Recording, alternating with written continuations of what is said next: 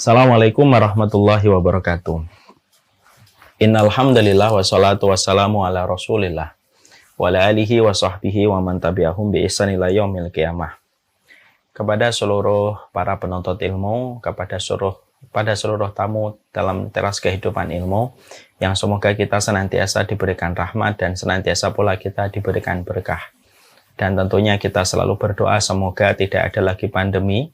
Walaupun sudah mulai muncul informasi, sudah mulai muncul beberapa wilayah ternyata terjangkiti dengan naiknya kembali kasus COVID, tetapi kita tentunya yakin doa itu bisa merubah yang buruk menjadi baik. Seiring kita memohon kepada Allah rahmat, seiring kita memohon kepada Allah berkah, maka seiring pula kita memohon betul kepada Allah supaya kita dan negeri yang kita cintai selalu diberikan kebaikan, diperjalankan pandemi dan tidak meninggalkan mandorot pada kehidupan kita. Itu yang menjadi harapan kita. Amin insyaallah. Alhamdulillah, tentunya senang sekali kita bersyukur kepada Allah atas nikmat yang Allah berikan kepada kita. Memang dunia tidak sebagaimana surga yang bisa memberi apa yang kita mau dan bisa menepis apa yang kita tidak sukai. Dunia itu tidak menjadikan kita bisa melangkah meninggalkan penderitaan, kekecewaan, kesedihan, air mata, dan perpisahan. Karena memang dunia pasti akan memperjumpakan itu kita dengan semuanya.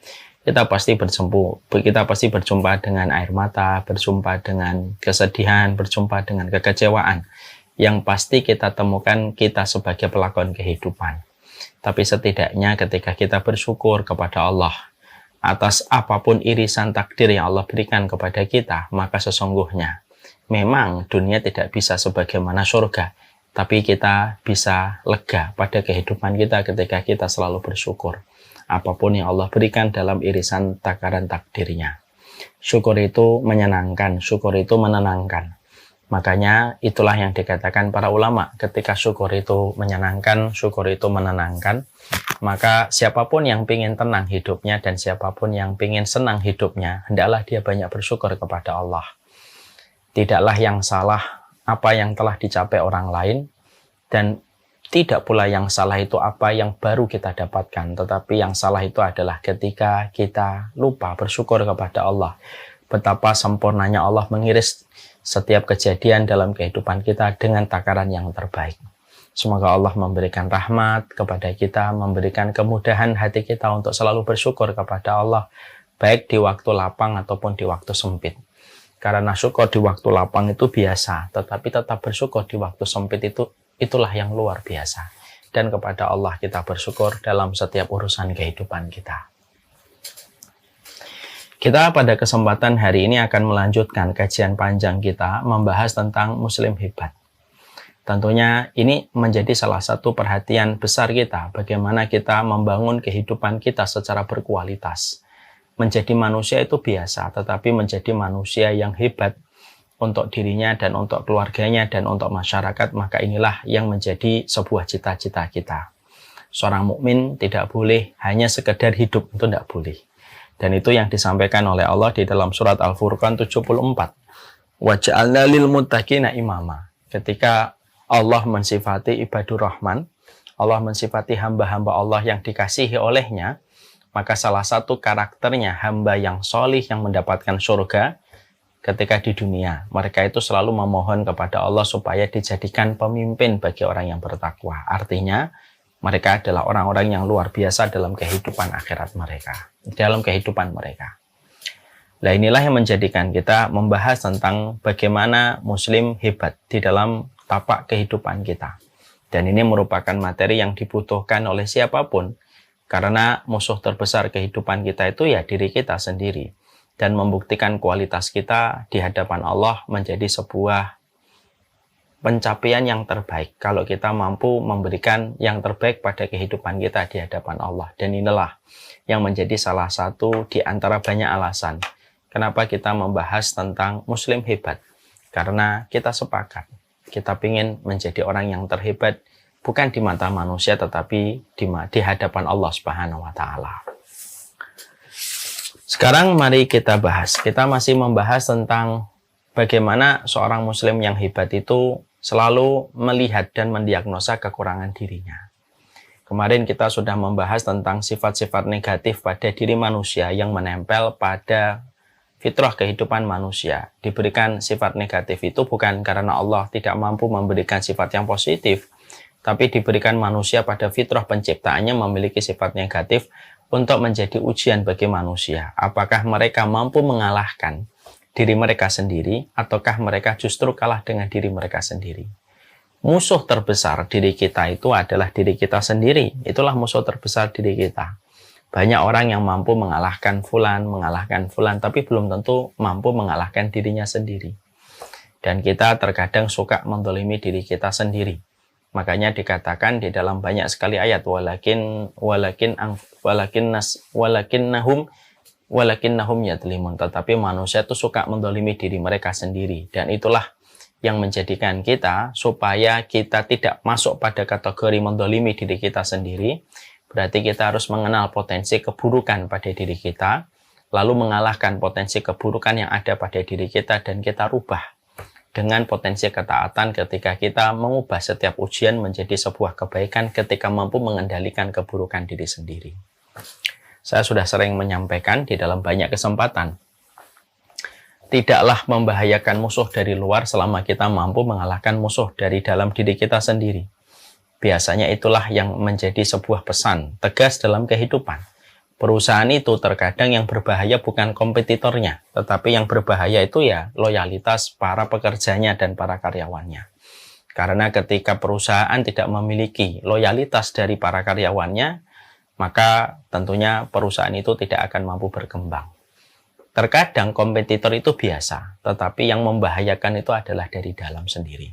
Nah, itu pula yang sering kita jumpai di dalam bahasa motivasi yang sering kita dengar, sering kita baca. Mengalahkan diri sendiri itu merupakan hal yang paling terberat pada kualitas kehidupan kita. Nah, inilah yang menjadikan kita memahami. Kita kemarin sudah memahami bagaimana sifat bakhil, tergesa-gesa, terburu-buru, berpikir yang negatif, itu merupakan bagian dari sifat-sifat buruk manusia.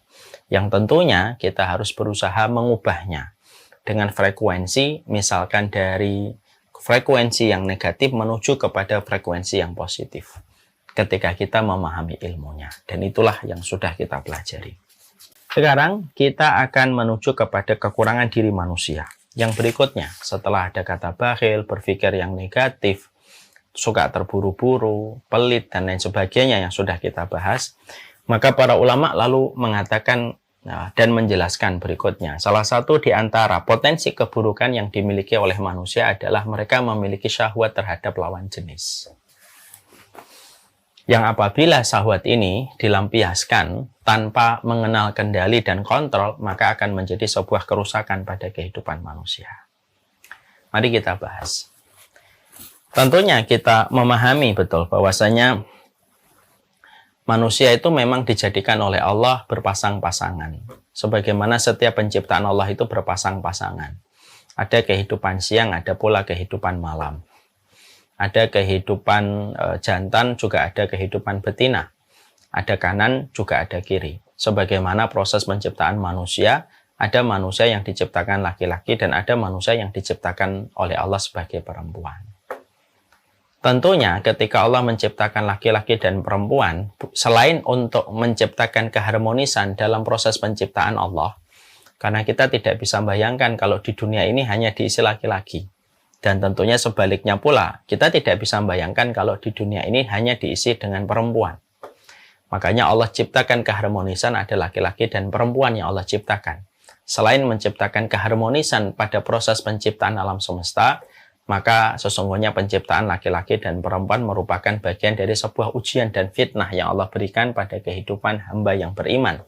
Apakah mereka mampu menepis ujian pada lawan jenis, lalu tetap taat kepada Allah, ataukah justru kita menjadi orang yang mengobrol syahwat kita, lalu akhirnya tercebur kepada perkara yang dimurkai oleh Allah.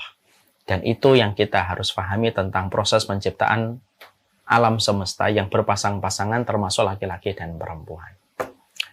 Maka ketika Allah menciptakan laki-laki dan perempuan dengan sebagai ujian, maka Allah juga menciptakan syahwat yang menempel pada diri kita. Semua dari kita memiliki syahwat. Bahkan orang yang beriman pun memiliki syahwat. Bahkan para nabi dan para rasul pun memiliki syahwat. Yang biasa disebut dengan kata hawa nafsu. Tidak ada manusia di atas muka bumi ini, entah itu nabi, entah itu rasul, kecuali mereka pasti memiliki syahwat. Cuma bedanya antara orang yang beriman dan fajir. Orang yang fajir itu orang yang berdosa. Maka perbedaannya itu simpel. Orang yang beriman, ketika mereka memiliki syahwat dan hawa nafsu, mereka merubah hawa nafsunya dan melampiaskan hawa nafsunya pada kerangka yang diridhoi oleh Allah, yaitu dengan syariat yang bernama pernikahan. Adapun orang yang fajir, orang yang banyak dosa dan orang yang banyak maksiat, maka mereka melampiaskan syahwat itu pada tempat yang diharamkan oleh Allah. Mereka mengenal kata selingkuh, mengenal kata zina, mengenal kata perselingkuhan di dalam kehidupan mereka tanpa mengenal sebuah pernikahan. Dan itulah yang menjadi salah satu jurang kerusakan kehidupan manusia. Makanya setelah kita memahami ini, bahwasanya salah satu di antara potensi keburukan kita, yaitu adalah adanya syahwat dan kita dijadikan pandangannya indah untuk melihat lawan jenis, maka salah satu di antara manajemen kehidupan manusia itu bukan hanya mengatur bagaimana intelijensi dia, bagaimana IQ dia, tapi bagaimana harusnya dia mengatur posisi hatinya ketika dia berhadapan dengan lawan jenis, ketika setiap dari kita memiliki potensi melakukan keburukan atas fitrah hati manusia ketika senang dengan lawan jenis. Makanya Allah sudah menyampaikan pada surat Ali Imran ayat yang ke-14, Zuyina linnasi hubbus syahwati minan nisa'i. Sesungguhnya Allah itu telah menjadikan pandangan manusia itu indah ketika melihat salah satunya minan nisa wal banin, melihat perempuan, melihat anak-anak. Berarti sesungguhnya di situ ada sebuah ujian yang menanti pada kehidupan kita, bahwasanya syahwat lalu manusia secara fitrahnya itu memang dijadikan pandangannya itu indah ketika melihat perempuan, sebagaimana sebaliknya perempuan ketika melihat laki-laki, walaupun memang daya tariknya tidak sebesar fitnahnya laki-laki ketika memandang perempuan. Nah, inilah yang menjadikan di dalam proses kita menjadi manusia hebat itu adalah bagaimana seorang mukmin itu dituntut dia tidak bisa menghilangkan syahwat dan hawa nafsu dan ketertarikan dia kepada lawan jenis itu tidak bisa. Dihilangkan, dimatikan itu tidak bisa. Karena memang berdiri secara fitrah ditambah dengan syahwat yang Allah memang ciptakan menempel pada diri kita sebagai ujian berat ketika kita harus melawan hawa nafsu. Tapi disitulah kita akhirnya dituntut bagaimana kita mengelola ini supaya tidak merusak kehidupan kita. Berapa banyak kualitas kehidupan manusia itu berantakan disebabkan ketika mereka memiliki kepintaran, memiliki link yang bagus, circle yang potensial, tapi semua pencapaian yang telah dia lakukan dan telah dia kerjakan menjadi berantakan ketika dia tersengat dengan cinta yang haram, sampai terlibatnya perselingkuhan hingga terjadinya perzinahan ketika dia tidak mampu memanage dan mengelola perkara syahwat itu dalam bingkai yang diridhoi oleh Allah. Dan akhirnya rusaklah apa yang telah dia capai dalam kualitas hidupnya ketika dia tersengat dengan masalah syahwat ketika dilampiaskan dengan cara yang haram. Ini dalam konteks iman ataupun di luar Islam.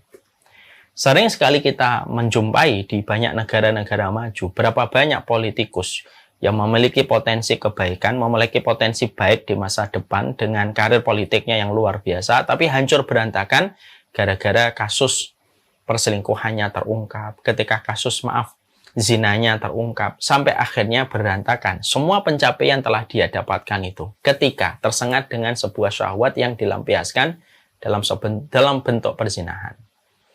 Kita juga sering menjumpai berapa banyak anak-anak muda dengan potensi yang mereka miliki, yang harusnya mereka mampu maksimal di dalam proses studi mereka di kuliah, menjadi berantakan ketika mereka tersengat dengan ketertarikan dengan lawan jenis, lalu akhirnya menggiring mereka sebagaimana sapi yang dicongok, sehingga mereka meninggalkan studi mereka, meninggalkan proses kesungguhan mereka belajar di bangku kuliah, dan akhirnya hanya menjadi pemuja syahwat bersama dengan perempuan yang dia cintai, sampai dia mengorbankan apa yang dia miliki hanya untuk melampiaskan syahwat kepada lawan jenis.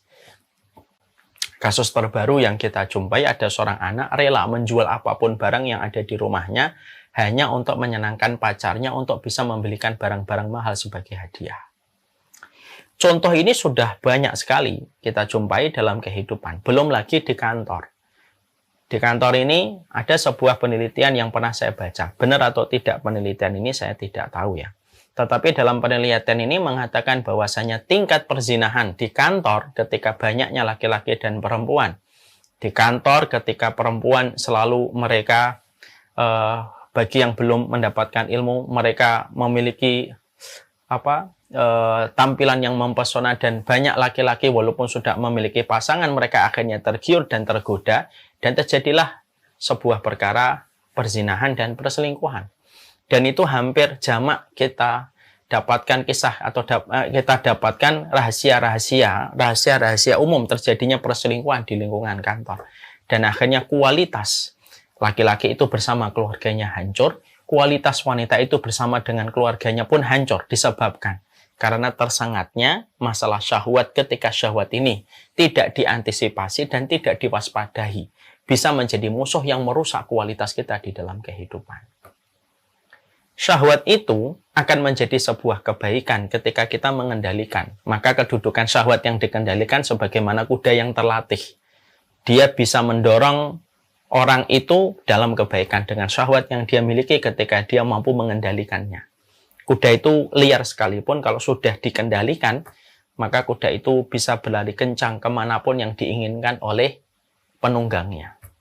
Tapi ketika syahwat itu dibiarkan, maka syahwat itu bisa menjadikan manusia yang membiarkan syahwat dan tidak mencurigai syahwat yang ada pada dirinya, tidak waspada terhadap fitnah pada dirinya, terhadap lawan jenis, maka akhirnya pelakunya sebagaimana sapi yang dicongok hidungnya, dan dia akan mengikuti setiap tarikan-tarikan dari tali itu yang mengarahkan dia. Dan akhirnya dia hanyalah menjadi sesuatu yang terjajah dengan hawa nafsunya.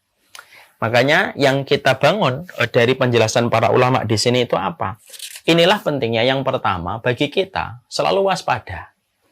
Bahwasanya lawan jenis itu merupakan bagian dari sebuah harmonisasi kehidupan, tetapi berpotensi bisa menjadi sebuah musibah pada kehidupan kita. Ketika kita menyadari bahwasanya memang dijadikan pandangan kita kepada perempuan dan pandangan kita kepada laki-laki itu dijadikan indah. Dan setan itu selalu membumbui setiap pandangan itu supaya pandangan itu terus menarik dan terus bertambah dengan berbagai macam aktivitas yang bisa menjerumuskan sampai setingkat perzinahan. Dan ini harus kita waspadai. Makanya ketika kita waspada, ketika pada potensi keburukan kita, kalau kita pengen menjadi manusia hebat, berarti manusia hebat itu bukan yang tidak punya syahwat. Manusia hebat itu punya syahwat. Jangan merasa, oh nggak ada yang suka saya. Jangan kau pernah ngomong kayak gitu. Ya, karena mungkin ada orang yang nggak suka sama kita, tapi ada mata-mata yang suka sama kita. Tapi dengan kita mengkaji ini, ketika para ulama menyampaikan salah satu di antara musuh di dalam diri kita dan persoalan yang terus ada pada kehidupan manusia itu adalah dia harusnya waspada bahwasanya setiap manusia itu memang memiliki sebuah fitnah, ketertarikan kepada lawan jenis. Kalau kita waspada, berarti kita tahu bagaimana bersikap dan bagaimana kita menarik gas atau kemudian menekan pedal rem dalam kehidupan kita ketika kita waspada terhadap fitnah ini. Supaya apa yang telah kita capai dalam proses kualitas kehidupan kita tidak rusak seketika hanya disebabkan ketika kita melampiaskan syahwat, lalu kita hanyalah menjadi sapi yang dicongok dengan syahwat ketika diikuti tanpa ada hentinya. Itu akan rusak. Makanya disitulah kita akhirnya paham. Ini poin yang pertama. Jadi waspada terhadap syahwat diri kita itu penting. Kalau tidak kita waspada terhadap syahwat diri kita, kalau kita selalu merasa berada pada zona nyaman, bahwasanya oh nggak apa-apa kok, oh cuma teman. Berapa banyak perselingkuhan dan berapa banyak perzinahan itu dimulai dari sebuah kata menghibur pada zona nyaman hatinya. Oh cuma teman kok. Lalu kemudian terjadilah sebuah proses yang besar. Karena zina itu tidak dimulai dengan langsung perzinahan. Zina itu dimulai dari sesuatu yang sederhana. Ketertarikan yang dimulai dari sebuah perkara-perkara remeh yang terus bertambah dan bertambah ketika setan memberikan bumbu penyedap terhadap racun pada syahwat yang dilampiaskan. jadilah rusak. Berapa sering kita mendengar ada seorang bapak sudah punya anak 3, 4, masih terjadi perzinahan yang akhirnya merusak kualitas dia bersama anak-anaknya. Ini saya saksikan sendiri. Ada sebuah kisah nyata. Ada anak, hubungannya dengan bapaknya baik selama ini. Tapi ketika dia pernah membaca bagaimana bapaknya dalam satu chat yang bocor, dibaca sama anaknya, ternyata bapaknya berzina dengan seorang perempuan. Remuk itu hatinya. Hati anaknya itu remuk. Dan akhirnya dia kemudian merasa jijik dengan bapaknya. Dan itu kasus ini semakin besar. Terutama hari ini ketika kita hidup pada zaman ketika syahwat itu diperturutkan. Lalu dibingkai, lalu di-packaging, lalu diberikan kemasan yang indah. Sampai kemudian sampai kita tidak merasa bahwasanya kita berada pada sebuah tarikan syahwat yang luar biasa.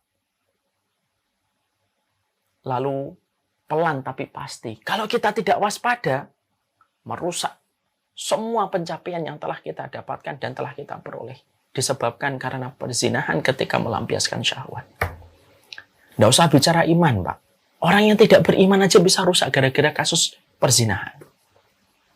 Kita tentunya ingat ya, memori kita, negara superpower ketika presidennya pernah terlibat kasus perzinahan, ramai rakyatnya. Padahal mereka tidak beriman kepada Allah dan Rasulnya. Karena itu basic dalam fitrah kehidupan normal itu apa? Ya, kita paham syahwat itu harus ditempatkan pada tempatnya dan tidak boleh ditempatkan di luar tempatnya. Nah, ketika kita waspada bahwasanya salah satu di antara kekurangan diri kita bukan hanya bakhil, suka terburu-buru, suka dipuji, tapi salah satu di antara kekurangan kita selaku manusia itu masalah syahwat, berarti kita harus waspada sama syahwat kita. Dan harus senantiasa curiga terhadap pergerakan syahwat kita ketika sudah mulai mengarah ke sana dan mulai mengarah ke sini. Seneng, sudah mulai nyari handphonenya. Padahal kita memiliki pasangan yang halal. Lalu kita suka memberikan alasan untuk diri kita. Tidak apa-apa kok, cuma chat aja di WhatsApp. Lalu terus berlanjut sampai akhirnya terjadilah sebuah perkara besar. Dan itu dimulai ketika kita lengah bahwasanya kita berada pada daerah lemah kita. Ketika sudah ada syahwat yang membara, maka syahwat itu ketika diperturutkan menjadi sebuah kerusakan besar pada kehidupan manusia. Ya, makanya Masya Allah, mewaspadai titik lemah kita itu penting. Ya. Karena Rasulullah SAW sudah mengatakan kepada kita, tidak ada fitnah terbesar yang aku tinggalkan kepada kalian kecuali adalah fitnah perempuan. Sebagaimana ketika perempuan sedang jatuh cinta atau senang sama laki-laki, maka itu juga fitnah terbesar dia. Dan akhirnya, disitulah pentingnya bagi kita untuk selalu curiga sama potensi keburukan pada syahwat yang menempel pada diri kita. Syahwat itu ada. Hatta sekelas Nabi pun mereka memiliki syahwat. Kalau manusia tidak memiliki syahwat, bagaimana mereka bisa punya anak?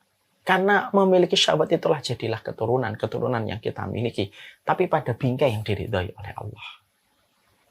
Ini ada kejadian lagi, Pak. Nyata. Di DM Instagram. Ada yang bercerita. Dia seorang istri. Tertarik sama seorang laki-laki yang sudah punya suami. Dia pun sudah punya laki-laki yang punya istri. Dia pun seorang wanita yang sudah punya suami. Ketertarikan itu dijalin dengan bentuk obrolan, WhatsApp, telepon-teleponan.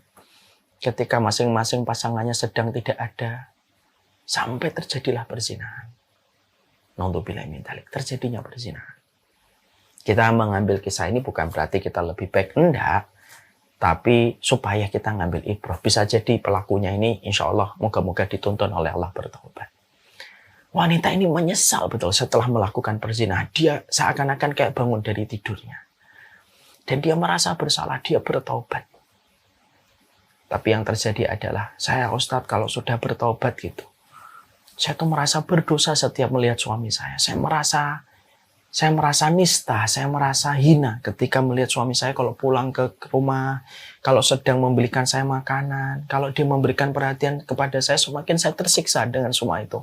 Apakah perlu saya menyampaikan perbuatan saya yang pernah berzina dengan seorang laki-laki? Saya saat itu memberikan jawaban, tidak usah. Karena dosa itu ditutup. Kalau Allah sudah menutupi, bertobat dengan taubat nasuha. Tapi yang terjadi, beliau menyampaikan malamnya tidak bisa tidur, ngelihat suaminya tidur, dia menangis, ngelihat suaminya berbuat kebaikan, dia merintih di dalam hatinya. Dan kualitas itu didapatkan hanya karena syahwat yang diperturutkan pada kenikmatan sesaat. Semuanya rusak, Pak. Ya. Jadi kualitas kehidupan manusia itu banyak yang rusak hanya gara-gara masalah syahwat ini. Yang diperturutkan terus. Dan selalu syahwat ketika diperturutkan itu selalu dimulai dengan sebuah kata. Lah, cuma biasa aja kok. Padahal masalah syahwat itu tidak bisa dianggap musuh remeh. Syahwat itu musuh kelas berat, bukan musuh bulu ringan. Syahwat itu bukan musuh kelas ringan, kelas bulu.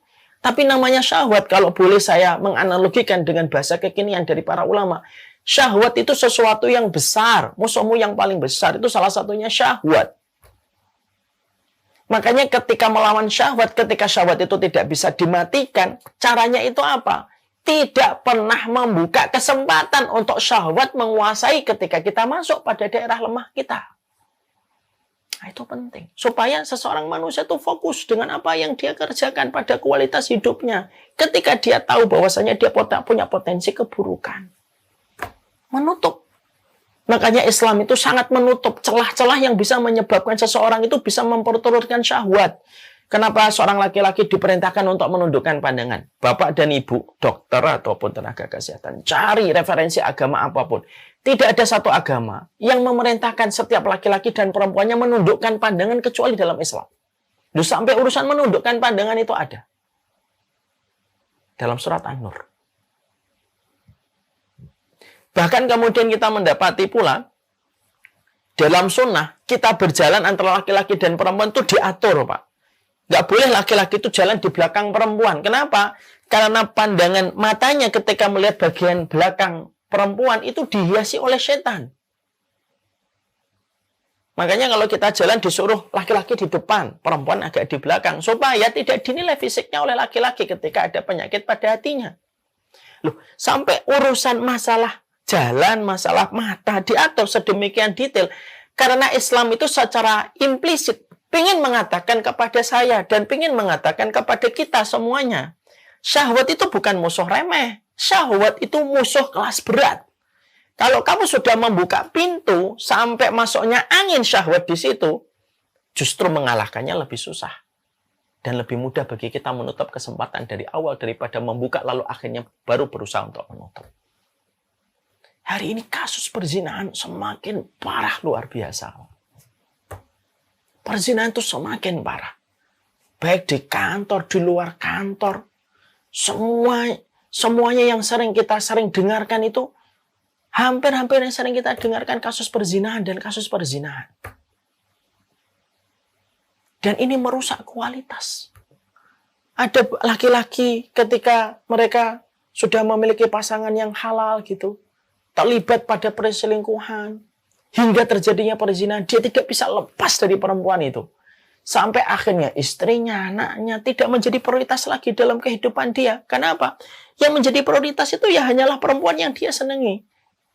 Karena laki-laki itu kalau sudah bicara syahwat, saya setuju ada seorang yang pernah berkata, saya lupa, ada seorang yang mengatakan, laki-laki itu kalau sudah berurusan dengan syahwat perempuan, sebagaimana perempuan, walaupun tidak sebagaimana laki-laki, laki-laki itu kalau sudah syahwat sama perempuan itu sebagaimana anak yang merengek jajanan dari permen yang dia pingin hisap. Makanya dalam Islam ditutup rapat gitu. Dan ini potensi. Potensi pada diri kita keburukannya itu adalah masalah pengendalian syahwat. Padahal kita paham ya, urusan syahwat itu, urusan zina itu nggak urusan ringan. Sudah sering saya menyampaikan di banyak kesempatan. Orang kalau sampai terjadinya perzinahan, az-zina dainun wa qada'uhu fi ahlihi. Zina itu utang. Makanya kalau ada laki-laki, dia mengatakan sama anak-anak perempuannya, dia sayang sama anak perempuannya, tapi dia zina sama perempuan. Dusta itu omongannya dia tentang anak perempuannya. Kenapa? Kalau ada laki-laki yang dia berzina, Para ulama mengatakan az-zina dainun wa qadauhu fi ahlihi. Zina itu utang dan kamu nanti membayarnya lewat keturunanmu. Ini kan luar biasa. Mengerikannya dosa zina itu. Sampai kemudian membayangi anak keturunan kita.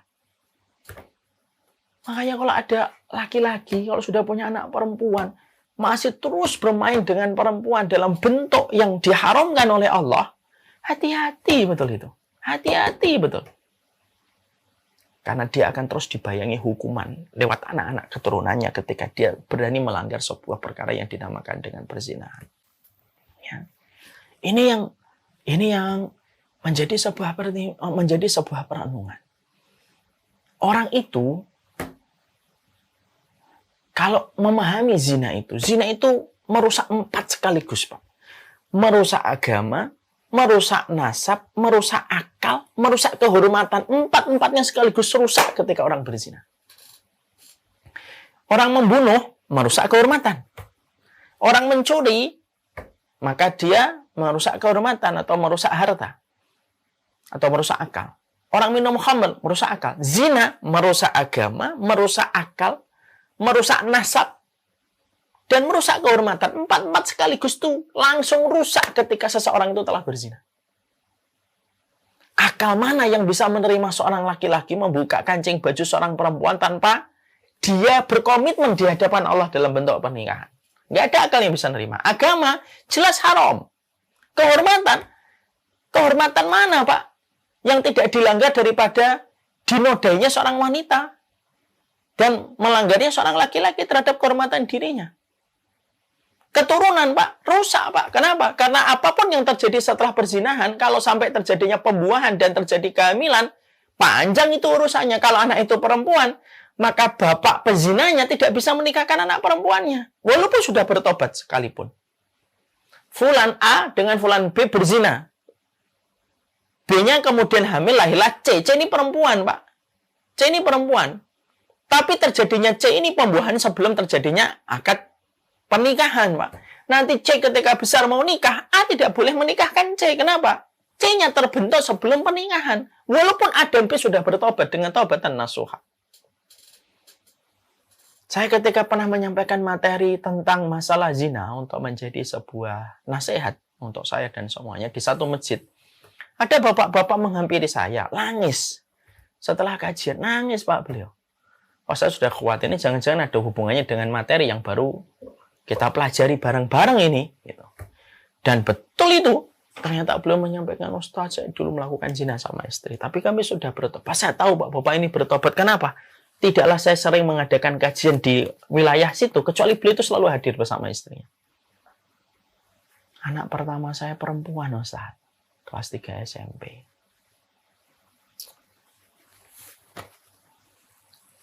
Kelas 3 SMP anak perempuan saya, Ustaz. Apakah nanti saya kalau anak perempuan saya nikah, saya tidak boleh menikahkan anak saya? Saya bilang tidak boleh, Pak. Nangis beliau. Saya sudah taubat, Ustaz, sama istri saya. Saya tahu, Pak. Tapi saya tanya, anak Bapak yang pertama ini terbentuk sebelum Bapak ijab kabul kan? Iya, Ustaz. Istri saya hamil 3 bulan baru saya nikah dengan istri saya sekarang. Dia terbentuknya di luar akad, Pak. Apapun yang terbentuk di luar akad, tidak bisa kita bertanya hukumnya di hadapan Allah. Dan itu sekaligus pula menjadi sebuah pembelajaran keras dan tegas dari Islam. Jangan pernah dekat dengan perzinahan. Terutama bapak-bapak yang memiliki anak perempuan. Hancur, Pak. Semuanya akan hancur karena syahwat ini. Dan ini merupakan sesuatu yang lebih kita waspadai daripada suka tergesa-gesa, berpikiran negatif, bakhil, pelit yang sudah kita pernah bahas. Ini musuh terbesar diri kita itu syahwat. Makanya maaf ya, kita pernah mendengar satu psikolog mengatakan, sampai syahwat pandangan mata saja ketika melihat porno, akibat yang efek damage-nya yang ditimbulkan dari tayangan porno itu lebih berat daripada narkoba. Karena berapa sel yang rusak itu di otaknya, dan itu jauh lebih masif daripada yang ditimbulkan dari narkoba. Tuh lihat syahwat, Pak. Baru mata ini, belum kemaluan. Sudah senipingan beratnya. Dan itu menjelaskan kepada kita, sekaligus memberikan kepada kita waspada dan curiga terhadap syahwat kita sendiri, itu penting sekali. Lalu jangan kita merasa nyaman, oh nggak apa-apa kok, cuma temen, masuk ke dalam kamar-kamar kita lewat apa yang digenggam di handphone kita. Lalu kita tidak mewaspadai musuh kita lagi mengintai kita dari dalam tubuh kita sendiri, Pak. Musuh dari luar itu kalau mau mukul kita, kita waspada, Pak. Yang sering kita tidak waspada itu kan dari dalam, kan. Wah, dia begini, wah dia begini, wah dia begini, wah cocok nih buat kamu nih. Nggak apa-apa kok, cuma ngobrol. Dan akhirnya terjadilah apa yang terjadi dari apa yang kita khawatirkan ketika syahwat itu dibiarkan. Zina itu perkara besar, tidak pernah menjadi perkara kecil dan tidak pernah menjadi perkara jamak. Walaupun hari ini 1000 manusia menghalalkan perzinahan, dia tidak pernah menjadi halal di hadapan Allah dan orang yang beriman. Walaupun 1 miliar manusia menghalalkan perzinahan, dia tidak pernah menjadi halal di hadapan Allah. Tidak ada air yang paling najis yang tumpah kecuali air yang tumpah sebelum terjadinya ijab qabul. Dan tidak ada rahim yang paling najis kecuali rahimnya seorang wanita yang terbasahi dengan laki-laki sebelum terjadinya ijab qabul. Walaupun semua manusia memandang itu biasa. Walaupun manusia tidak lagi memperdulikan zina menjadi sesuatu yang besar. Dan dianggap itu lumrah. Karena dia tidak pernah lumrah di hadapan Allah. Ya. Hari ini kita hidup, Pak, dipaksa dan diframing untuk menerima zina. Alah, biasa. Orang yang melakukan zina tetap dipuja. Walaupun dia melakukan perzinahan. Berapa banyak ketika perzinahan itu kita diframing dan dipaksa untuk menerima kondisi perzinahan, kita terus dipaksa lagi, Pak, untuk menerima. Ada laki-laki yang mengatakan, saya sih udah berzina sama 1000 orang. Dengan menceritakan tanpa beban, Pak.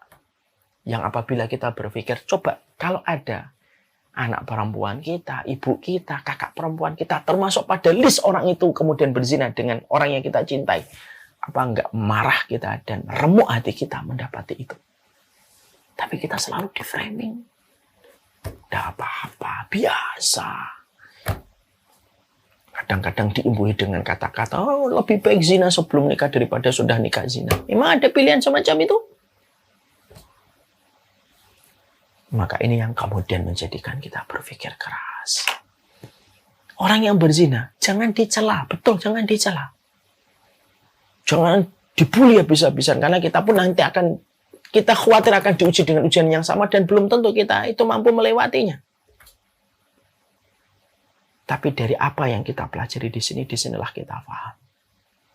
Salah satu musuh terbesar manusia yang terkadang kita tidak pas-pas pada itu syahwat. Masuk kanan, masuk kiri, masuk ke dalam pikiran kita. Lalu memberikan sebuah excuse bagi kita kalau kita melakukan sesuatu, dan terus sampai puncaknya terjadilah apa yang dibenci oleh Allah setelah kesyirikan, perzinahan. Ya, berapa banyak keluarga yang rusak berantakan gara-gara perzinahan. Ketika seorang ayah yang mereka banggakan ternyata jatuh dalam perzinahan. Seorang anak yang tadi cerita remuk ketika melihat bapaknya melakukan perzinahan. Remuk. Dan dia gelap melihat masa depan itu ketika membaca chattingan bagaimana bapaknya terlibat perzinahan. Belum lagi seorang wanita, seorang anak apabila mendapati seorang ibu sampai berzina. Itulah yang kita harus bangun. Kita hidup di masa orang menghalalkan kembali perzinahan. Padahal perzinahan tidak pernah menjadi halal di hadapan Allah. Tidak pernah menjadi halal kapanpun sampai matahari terbit dari arah barat. Syahwat inilah yang kemudian mengkhawatirkan. Yang masing-masing dari kita memiliki. Potensi keburukan ini memiliki. Setiap orang, setiap laki-laki, mau dia hafid Quran, mau tidak hafid Quran, dia punya potensi keburukan ini. yaitu terhadap syahwatnya. Tinggal bagaimana potensi ini bisa menjadi perbuatan dosa itu ya tinggal bagaimana kita memanagenya. Makanya saya sering nasihatin diri saya sendiri. Kalau kita berhadapan dengan seorang lawan jenis, dan itu merupakan titik lemahnya kita, jangan pernah masuk pada ring yang itu menjadi titik lemahnya kita. Kenapa? Sekalinya kita masuk ring, babak belur kita tidak akan menang. Dan itulah yang kemudian kita harus sama-sama memahami. Ini materi berlaku untuk semuanya. Mau dia ngaji, mau dia ustadz, mau dia bukan ustadz. Berlaku umum, Pak. Bahwasanya waspada dan curiga terhadap syahwat itu merupakan perkara yang bisa menjadikan kualitas kehidupan kita membaik. Berapa banyak pemimpin-pemimpin dunia rusak gara-gara kasus perzinahan. Padahal mereka pemimpin dunia dalam batasan tidak beriman sama Allah dan Rasulnya. Apalagi bagi orang yang beriman. Curiga terhadap syahwat itu penting. Curiga terhadap syahwat yang kita miliki itu besar. Di dalam menunjang kualitas kehidupan kita. Wassallallahu ala nabiyina Muhammad walhamdulillahirabbil alamin. Ini yang dapat kita sampaikan dan yang kita pelajari hari ini, salah satu di antara keburukan dan kekurangan diri manusia itu apa? Bukan hanya bakhil, berpikiran negatif, bukan hanya terburu-buru, suka dipuji, tapi salah satu hal yang sangat diwaspadai dalam kehidupan kita, syahwat yang menempel pada diri kita yang tidak bisa dibunuh kecuali dimanage. Siapapun yang mampu mengendalikan syahwatnya, sebagaimana dia mengendari kuda, yang akan kuda itu menuntunnya, mengarahkan dia kepada tempat yang dia tuju. Siapapun yang kalah dengan syahwatnya dan membiarkan syahwat menguasai dia dan menjajah dirinya, maka dia tidak ubahnya sebagaimana sapi yang dicongok hidungnya dan mengikuti kemana arah tali ketika ditarik. Na'udzubillah min dzalik.